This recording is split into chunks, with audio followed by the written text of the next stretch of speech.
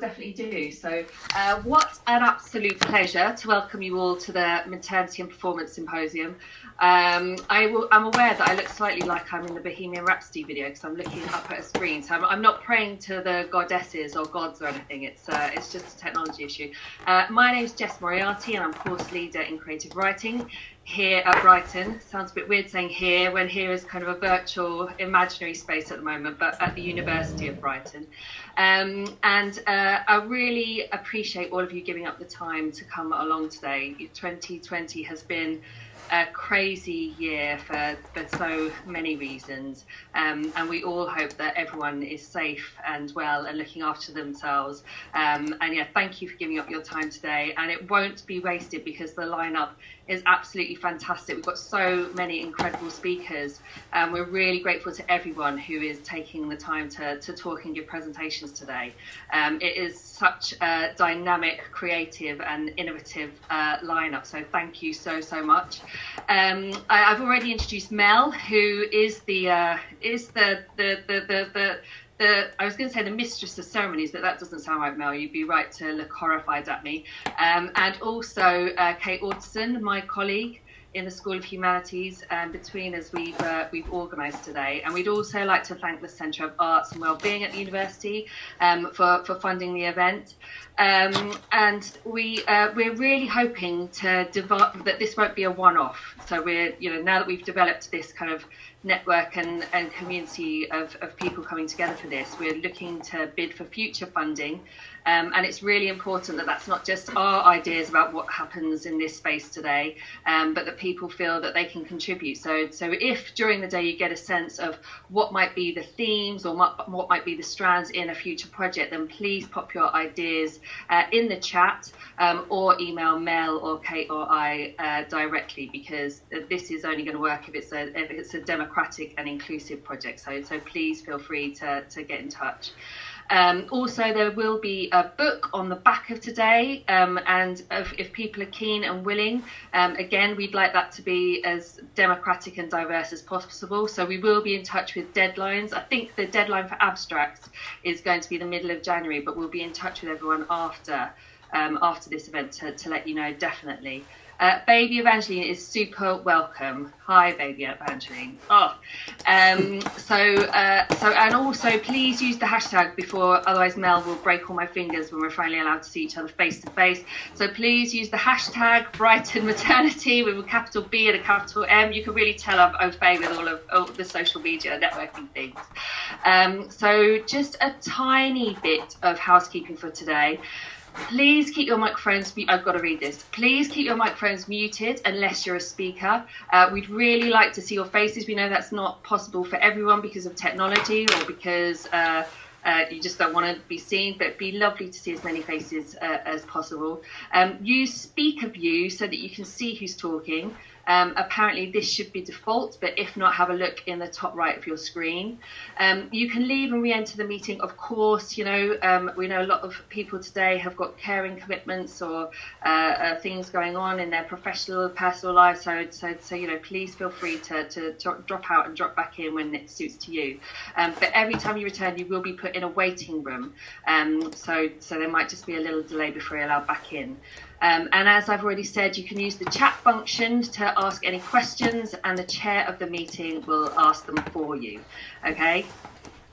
So the day has been organised in the spirit of supporting and respecting each other's stories. We value all your contributions, whilst recognising that the stories shared here are personal and vulnerable and important. So we really hope everyone has a terrific day. And that is more than enough for me already. I can see Mel's face kind of, and Kate as well, kind of going. So let's hand over to our first keynote. It is an absolute delight and honour to introduce our keynote speaker, the writer and journalist Lucy Fry. If you haven't read her phenomenal, brave, brilliant and moving memoir, Easier Ways to Say I Love You, which was published by Myriad Editions earlier in 2020, really get hold of your copy. It explores experiences with motherhood, love, lust and loss in all its rawest forms. And also Myriad have very kindly given us a code so you can get hold of your discounted copy after today. And it is absolutely staggering book. I'd really recommend it. Lucy has worked as a weekly columnist at the Sunday Telegraph newspaper, a monthly columnist at EasyJet magazine, and travel editor for Diva magazine. She's written articles for publications such as The Guardian, The Times and The Telegraph, The Mail on Sunday, Stylist, Psychologies, it's a long list, you have to take a breath, and Women's Health. And I'm really thrilled that Lucy has come along today to talk to us, read from the book and answer questions about her memoir, and also about the creative importance of maternity. So Lucy, over to you. Thank you so much. Thanks, Jess. Thanks. So I'm just going to quickly check that everyone can hear me. Just put a thumbs up if you can hear me. It's all good. It's what we're used to saying now. Thanks, Jess, for that, and thanks, Mel, for organising this. I'm really excited to be here. I've never actually done anything like this over Zoom, so this is a first for me, and I'm glad that we don't have any children. Babies is okay, but some of my material's a little bit X-rated, so as long as that baby can't understand what I'm saying, although I believe babies can understand everything we're saying, but, you know, that's good. So yeah, this is my writing den. This is where actually all of this book, pretty much all of this book was written in between dashing down to go and be with my son and coming up here to try and write. So I thought it was quite appropriate actually that we're over Zoom and we're doing this here. I know that this symposium celebrates diverse narratives around motherhood, so I'm going to kick off with a reading from my book that really does just dive straight into that material. And then I'll be talking in between giving other readings. And please do store up your questions because I'd love to answer them at the end. Sometimes people point at me and say, so then, like, you're the dad? Yeah, I want to yell. I'm the dad. Can't you see I've got a dick? I suppose I shouldn't be offended. I'm the closest thing to a father that our boy has, after all. I'm the dad, the mum, the everything, the nothing. Should I be more dad-like or more mum-like?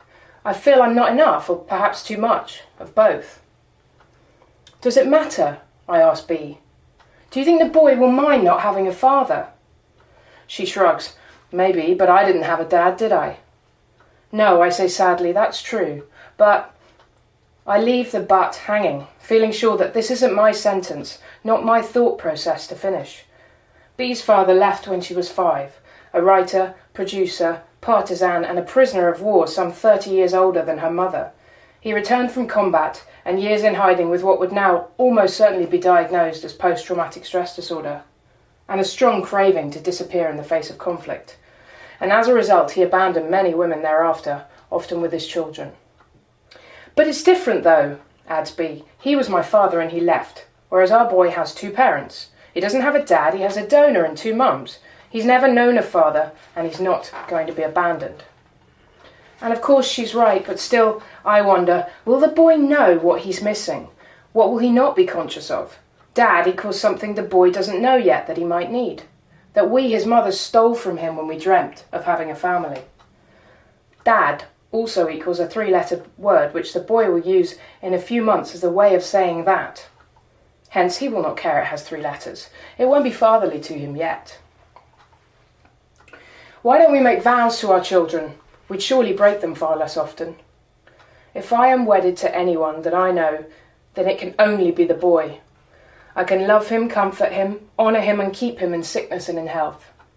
As long as we both shall live. And beyond, I think. Amen. I'll love him, always and forever. To my son I can say these words and mean them, and I will also say, I'm sorry, because I believe that the memoirist must be unwavering in her pursuit of a kind of sensory and emotional honesty, even if that means simply to unveil the lies she wishes were true.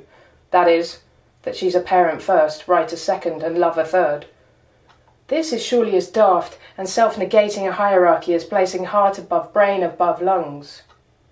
Yet still I worry, albeit probably less than I should, about the explicit nature of this material and any impact it might have on the boy if it's ever to be published. But you're not the sum of your writing, I remind myself, examining his sweet and wholesome face, remembering each and every glorious fuck that I've detailed within these pages. You, Elle, are so much more than all your words. More than all the poems, stories, books and articles you've written. More and also less, because with the boy you're your essence. He only cares for touch and sounds and games, for your instinctive responses to his suffering and joy. He doesn't care for point of view, free and direct discourse, or irony. To the boy, a single sentence doesn't matter, let alone 200 damn pages of the things. He does not care if you're a writer. So long as you can play peekaboo and clean his shit, he's happy. You are his feeder, wiper, manservant, closer to cutlery than artist. So there you get a little taste of the book and what might be in there for you. I wanted to spend some time today exploring creativity and motherhood, as Jess has said, and looking at some of the common fears and assumptions around those two roles and how they interact. And this idea that I was certainly fed, that they are mutually exclusive, or at least for a period when your baby's really little, your child is little, probably up till they go to school. And I want to talk about how we might differently approach maternity as quite literally the mother of all creative experiences, and as a way of deepening and enhancing one's creative work. Because I had all sorts of questions around motherhood when my boy was born over 3.5 years ago. They include, is being a mother something that happens to me or something that I just have? And how will my very complex relationship with my own mother affect the way I mother? And what about her relationship with her mother? And my grandmother's relationship with her mother, etc., etc., etc. And does being born female and plonked on his birth certificate give me license to call myself mummy when I haven't actually been pregnant and I haven't pushed him out of my womb? So you can see I ask a lot of questions. But the biggest, scariest question of all for me was actually around my work. Will I still be able to write once I have a child? Will it be appropriate? And particularly with a baby. And what if I have to give it up? What if I had a choice many months ago and I did not realise, and now it's too late? And what if I've actually made the right choice and I should have chosen my writing? So on that slightly controversial note, I'm going to go to another reading. And this is when I really realised that I definitely, if I had made a choice, which I don't believe I had, I definitely made the right one. Okay. At 6:32 a.m. on a Sunday morning, the boy zooms out of the birth canal like it's a water slide. The cord is wrapped twice round his neck. Scary. He needs a good 20-second slapping before he cries. Even scarier. And we gaze in wonder at his tiny feet, which look almost webbed. We comment on his pouting upper lip that is so handsome on his face. He is so strong and brave and red. But very soon we have a problem. B's placenta won't come away. The gruff young doctor pulls at it with his gloved hands, but he can't quite get it out. It must be removed surgically, they say. Now I watch, a little stunned, as B is taken out on a wheelie bed, accompanied by a flurry of clipboards, clogs, and uniformed bodies, all exiting the room at frightening speed and leaving me to sit back in a blue reclining chair with the boy, aged 35 minutes. Colloquially referred to as the golden hour, this first 60 minutes of contact with one's baby is a magical, uninterrupted time of connection that's said to help with everything from attachment to immunity. Ideally, it takes place with the birth mother to promote breastfeeding and bonding, but now this mighty task will fall to me. I whip off my t-shirt before the last medic is out of sight, frantic not to miss a second, to get my skin out, settle down and do the job. And I sit with him, skin on skin, my chest cupped like a hand that holds a wounded bird. And he is shaking, breathing, scared, but nowhere near as much as me. Our only company for the next 60 minutes is a portable metal table holding a selection of instruments and a couple of claret-coloured pads that I presume were used to soak up my wife's life juice, of which there's also a rather large pool by my feet. The door is closed now. It's just us. The boy makes sharp, uncontrolled movements, straightening, yawning, curling, as if finally awakening from a 100-year sleep and not quite ready to live life. Outside there are the incessant sounds of activity, the clang and crank of hospital work being done, beds cornered, people wheeled. Inside, however, there is only the intense quiet of a newborn shock, along with his mama's wordless disbelief at the way it feels to hold her child against her heart. Love moves between us two like vapour. I am writing it in my head, living it while I write. Boy zooms out of the birth canal. Water slide. 100-year-long sleep. Wordless disbelief. This love like vapour, love, boy. Some say it's just a privilege, the stuff of wankers maybe, to question oneself thus. Am I an artist or a parent? Which one should I devote myself to more fully, and why must we always choose? And, says my therapist often, when I am full of but and but and but. And so I shall. I am a mother and a writer. Does the order matter? I am a writer and a mother. Yes, thanks to the and, the order starts to matter. In any case, this is just wrong. Writer and mother, these are mismatched identities. I've known my child an hour, yet I've been writing 30 years. It isn't fair to make the boy, speechless and murine, pitch for his meaningful inclusion as if he were less like a new life and more like a new idea.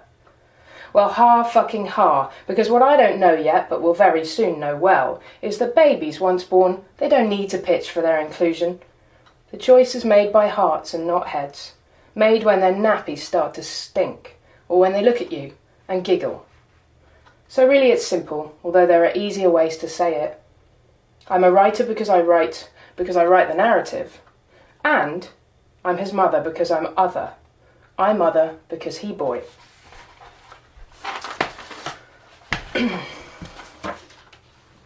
So, as you can see from that, or hear from that reading, is that I feared that being a writer and a mother would kind of cancel each other out. I think I really feared that maybe I'd end up not really enjoying or doing either very well. And what was really damaging were these age-old ideas about maternity and creativity, and that the former must kill the latter. And not only do I think that we shouldn't accept this idea, that good parents are entirely unselfish and ready to give up their passions for their children, but I also think this idea is quite dangerous. Because to have one's own creative practice as a mother, or any parent, or any human, is an important part of maintaining mental health. And that, of course, has a butterfly effect on everything and everyone. But it's also about modelling to everyone around us that it's okay to have a life and a room and a page of your own. That to be able to be creative is a gift, and to not do it is a waste. So in answer to some of my frantic pre-parenthood questions, I am now confident, after over 3.5 years of being his mother, that my son's existence has improved my writing. I'm less confident, but also hopeful, that being a writer has made me a better mother, for the reasons that I've just outlined, about doing what I really love at the same time as being his mother, and modelling that to him. And what I'm entirely certain of now is that the two things are completely intrinsically linked for me, and as much a part of my identity as each other. And if I had to choose, yes, I would choose my son. But that's because to live without him would be agony, and to live without writing would be a slightly lesser agony. But they're both as much a part of who I am and my purpose in this world. So for me, writing this book was about mothering and writing, but also about mothering my writing, if that makes sense, and doesn't sound too pretentious. Because I started writing it about 4 months before my son was born. And I wrote it on and off all the way through to his 2nd birthday. It took a long time because my writing life did suffer in that it was squeezed and interrupted and pressurised and made much more challenging by the physical sleep deprivation, the financial pressure of being the only earner while my wife was on maternity leave for a year, and also the emotional pressures of being a parent, and lots of other things that I was going through in this book, which you'll have to read about. But my writing was, or I should say, and it also was enriched with material, urgency and depth because of everything I was going through. The words and the ordering of them on the page was in some ways like a secure place that I could go back to, come up to this study, which is in an attic in my house, and return to this place to just kind of get some of the chaos out and make sense of what I was going through. Because it took me about 2 years to inhabit my role as a mother, I think. And that new role brought unforeseen challenges to my writing, things I couldn't have imagined before as a kind of slightly audacious, cocky young woman who just thought that they could write whatever they really wanted as long as someone paid them. Because suddenly I worried about not just Would I screw my child up because I'm just an ordinarily dysfunctional person? But would I screw him up because of what I was writing? And he might one day read these things in this book about sex and infidelity that I would never otherwise really choose to share with him, at least not until he's at least 55. But I want to model to my child that one's artistry should not be dumbed or dulled because of the probably quite overstated possibility that our children will show an interest in our work. And I want to show him that his mother has a life that go both beyond his existence and were also hugely influenced by it. So I decided I had to stay true to my values in the present and not worry about a potential future rupture. And I just remain very interested in pursuing truth. Not just in the tangible scientific facts, in fact, rarely in those, but the broad brushstrokes of the work, and a kind of like raw emotional sincerity that I want to bring to every single sentence when I'm writing memoir. So as a result, this book is full of the kind of challenging material that most of us, including me, and that's what people don't realise, would rather keep private. But to dress the story up as fiction, I decided, although it would have been more comfortable, would have been to reduce the purpose and impact of it. And their usefulness, the usefulness of those experiences to the reader, which is not really the role model that I want to be. And so I guess in essence I'm kind of saying with all of this that I worried that being a mother would change my writing and would impact my writing time. And it did, because it reduced my time for anything that wasn't looking after a little person who couldn't do up their shoes. But it also enhanced my writing, because it is impossible, as I'm sure so many of you will know, to add an entire human to your list of responsibilities and not have at least a slightly different worldview. Let alone experience a depth of love and excitement and exhaustion and frustration and boredom that bringing up little children brings, and to not have that infiltrate the process and content of your art. But I'm more assured than ever, actually, that writing and reading is an intrinsic part of my life, now that I've been through this supposedly creatively destructive stage of having a little one. And I've come out the other side, more in love with books and writing than ever. And whether we end up making work about motherhood or about something completely different is kind of irrelevant, I think, although we do need more narratives, I believe, about different ways of mothering. But what matters most is that we pay attention to our creative needs and continue to nurture and gestate and birth our own projects alongside the nurturance of our children, however long that takes. So I'm just going to finish off with one last reading and then stop going on and we can go straight to questions. And this is much later on in the book when I was really starting to get into this whole mothering business. In Icelandic, they have a word for jumping into puddles, hopipolla, that thing the boy enjoys the most.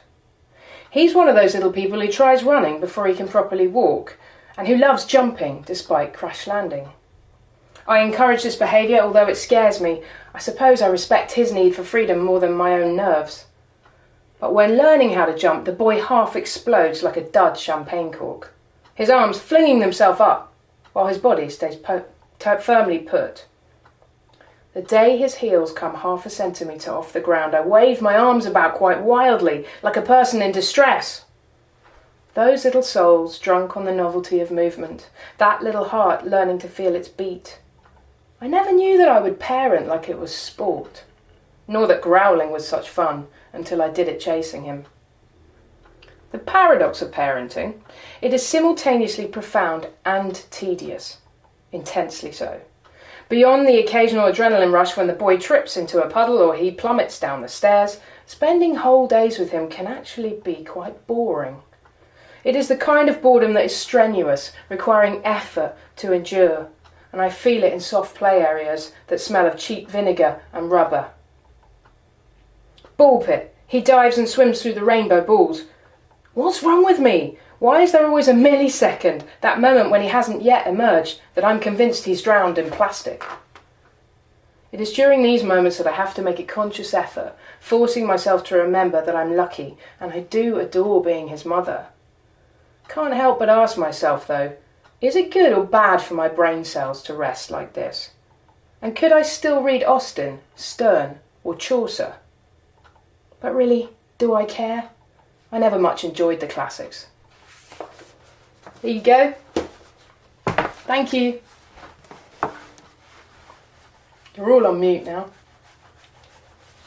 Thank you so much, Lucy. That was it moved me and inspired me in new ways. So thank you so much. And people have already got their hands up as well. So there's feedback in the chat too. But I'm going to ask Tamara for her question. Hi, good day, everyone. Well, it wasn't really a question. I was giving a round of applause to her. Thanks, Tamara. Listening to her, yeah, it was awesome to listen to, simply because you kind of spin on research that I am doing as well, not as an artist, but as a teacher. So thank you so much for this. Lovely. Thank you very much, Mara. Thank you.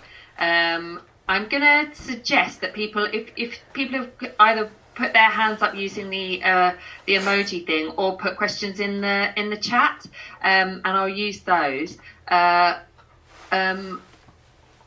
has got a question? So, sorry, I can't see your first name, but it's Kabaya Bengoza. Yes? What's your question?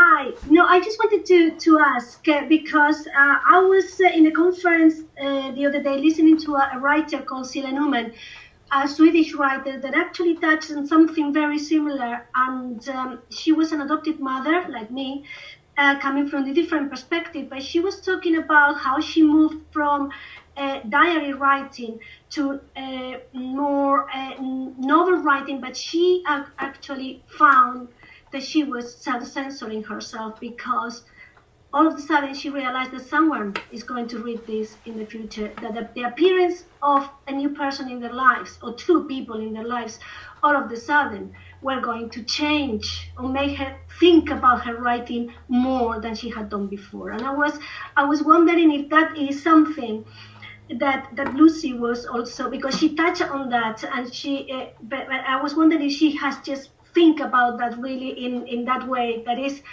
there is a kind of self-censor there, because it's someone very close to you, your own children, who are going to know how you feel and how you are and who you are. Mm-hmm. Yeah, I'll go ahead and comment on that, and that Swedish writer sounds really interesting, so thanks for, if you can pop her name in the chat, I'd be interested to read more. But God, I mean, I think we naturally probably unconsciously self-censor all the time. I mean, we're always summarizing thoughts before we say things, right? And the same is true for writing. But beyond the unconscious stuff, like I notice myself thinking about self-censoring, and then I think, what is good for this piece of work? And I ignore that desire to self-censor, because I would have no book. I would literally have no book. So I don't do that. I do fear the consequences, but I also believe so strongly that we can't let shame or potential shame get in the way. I mean, everything about my son happens to be incredibly positive in here. So I think if I were to write about lots of difficulties, like I have the difficulties with my mother that are written here, those are more ethically difficult because she wasn't very happy with this, you know? So that's a bit trickier, but I suppose I feel more protective over him. I think in answer to your question, like I haven't self-censored because my principles go beyond my own need to self-protect, but it's a very tricky area, especially with memoir. Thank you. Thanks. There's some questions in the chat as well, Lucy. So one from Christina. Christina, did you feel that last answer responded to that question, or would you like Lucy to say a little bit more about how you reconciled the honesty of what you're writing with the knowledge that your son would one day read it? I can say a bit more if you want. Yeah, please do. Christina, did you have anything to add? Yeah, I guess it's really, really fascinating to hear about how you've kind of reconciled being so honest. And I guess there's another layer that I worry about in my own writing, which is I'm telling their story, as in my children, and they can't consent to that. Yeah. But also it's my perspective of their story, which they'll never have a memory of because they're so young, so they can't even give a counter narrative. Yeah. So it's kind of just just interesting to hear about that. I think that you can only decide for yourself what feels right for you. I would add that every time we put a picture on social media of a child that's not old enough to consent, we're grappling with that issue.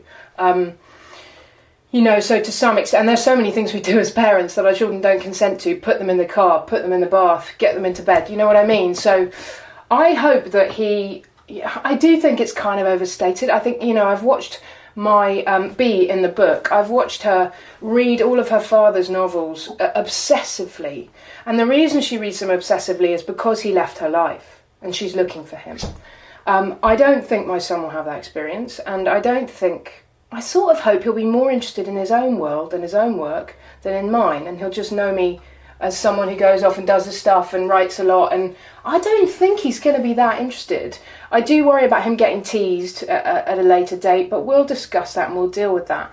And the worst thing of all would be for me to sacrifice a real passion of mine just in case maybe one day, at some point in the future, if I'm still alive, he has a problem with this, because we can talk about it. So yeah, I worry about it, but I had to make my own call there, and I hope that, I'll be an open enough parent that he can come and tell me that it's screwed him up, and then I'll pay for his therapy, Thank you, Christina, and thank you, Lucy. Heather has asked, Michelle, I'll come to you next, but Heather in the chat has asked, what gave you the courage to print in your own name despite kind of tensions with your mum? I feel like Heather might have read the book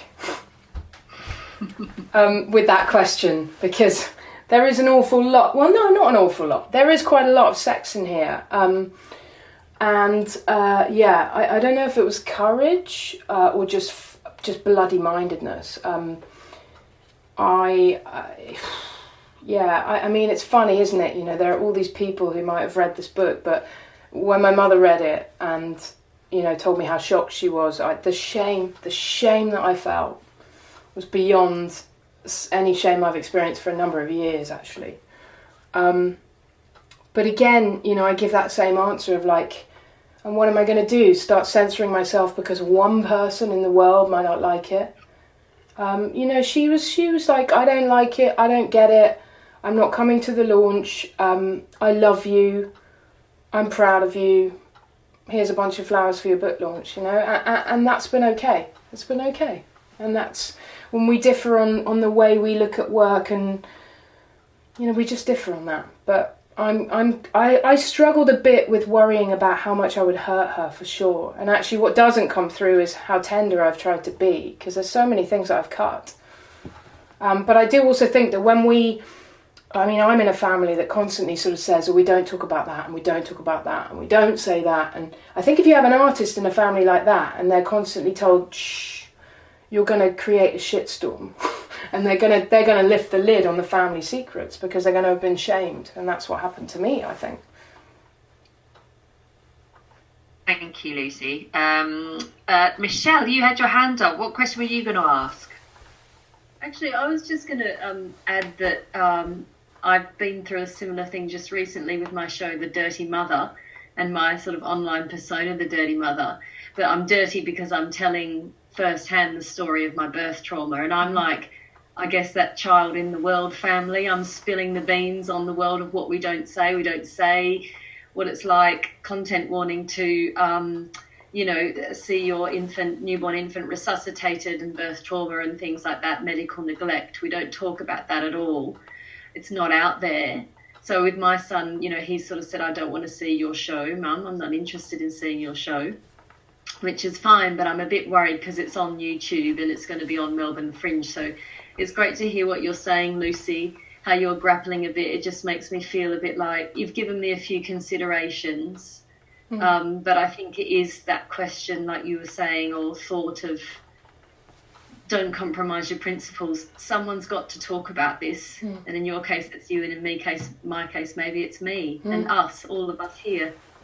Yeah, I think that's inspiring to me, and your show sounds really interesting, and really difficult material. And as with a lot of the stuff that I've written about, childhood trauma, attachment trauma, what I find is that many people just don't want to hear it, and those are not your people, But I just think you've just got to keep going with it, and ultimately, it's, can you sleep at night just well enough? because just because something is really difficult and really painful doesn't mean it's not worth doing. Thank you. There's responses in the chat as well about people experiencing their children having no interest in what they write as well. Yay. Or, Heather, I know you've got a follow-up question. I'm just going to go to Jenny though. She's apologised for the morbidity, but do you think that your children might be interested in your work once you're gone? Well, I won't know, will I? They can ransack my office. I don't know. I'm sure we'll all see, will we? And Heather's asking, with the gift of hindsight, would you not have told your mum before publishing it? I did. I sort of. She didn't really read the book until it was a proof copy, actually. So I didn't really give her a massive heads up, and that's an ethical issue possibly, because I knew that her response might have made me self-censor, and I wanted to get it all down and then edit, you know. So, no, I did tell her before publishing, and I would always do that, tell her that the book was coming out. Just one thing I wanted to say, which I forgot earlier, is that the other option, of course, is that my son will be really excited and happy to have these memories of him when he was little captured. You know, kids love hearing stories about themselves, little narcissists. So, and I've forgotten, I was returning to this material in preparation for this, and he's 3.5 now, and I've forgotten some of the stuff that he did. So it made me want to be writing what he's doing now, because it's so precious, isn't it? So if we only do it for that reason, that's a good reason, I think.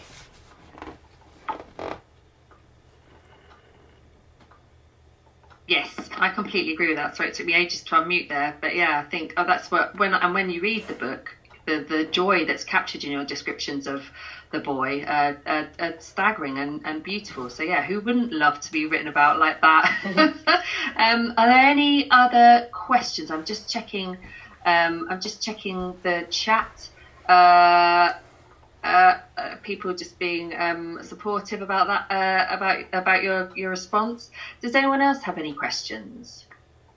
I've got a question about you putting maternity and sex together, which is, you know, well, in the reading that I did, certainly when I was pregnant, it was much more about how your creativity would be lost and you'd never have sex again. So why do you think that doesn't happen? And do you think going forward that would perhaps be an interesting strand to take forward for this project and other artists and writers? I think it's really interesting, and you know, as we know from the readings that I've done, you know, I wasn't a birth mother, so that's a very different experience that I can't really comment on firsthand, although I did watch it. But I would say, having, you know, lived on this earth long enough, that this is one of the great last taboos, the idea that a woman could be sexually active, and not just in a kind of soft and gentle way whilst being pregnant, and then afterwards in the child's early life. Of course, you know, the reality is when you're that exhausted and there's that maternal concern for the baby, you know, it is very likely that libidos and sex will fall off for a little while, but that's not always the case. And I think women are hugely desexualized, and I would suggest that happens mostly as a result of male views, not all men, but men's views, and you know, that happens, that somehow there's a disconnect between like, oh, you're having my baby, and then when I can't do that, you know. So many men said to me that watching their child come out was like watching their favourite pub burn down. I was like, I loved watching my baby come out, and it had no impact on whether I wanted to have sex with my wife or not at that time. It was just a separate thing, you know. Great answer, thank you. And yeah, I think that is an aspect that we want to thread forward as well. So there's more comments in the chat, more about how this, you know, the readings that you've done and your responses are inspiring people and making them kind of reflect on their own experiences as well. So thank you so much for that, everyone. Are there any questions? We've probably got time for one more question before I get thrown a look telling me to wrap up. So anyone else like to ask anything? I've got another question. If not, this is really selfish now. Somebody should please come up with a question before I just... But what are you going to do next, Lucy? Because I want to read it now. Well, I would love to write some kind of follow-up to this book, but I'm quite interested in autofiction now as a result of some of the things we've talked about, but also because I quite like to push the envelope a bit further and not be constrained by the reality, make everything, what really happened. I am currently under contract and working on a book for a major publisher. It's not self-development, it's non-fiction, it's about relationships and different ways of being in relationships. And that will be being published in 2022. It's very much focused on the idea of choice and how much choice we have or believe we do or don't have. Yeah. And autofiction, by the way, is just a really wanky term for autobiographical fiction. But the French, I think the French autofiction, it sounds much better in the French. It just means, it's really a word for people who write stuff that's memoir but don't really want to publish it as memoir. So Nausgaard, Rachel Cusk, Sheila Hetty, people like that, you might have heard of. Yeah. So I'm working on a sort of more commercial project, and then I want to do some edgier creative work like this too, otherwise I'll go mad.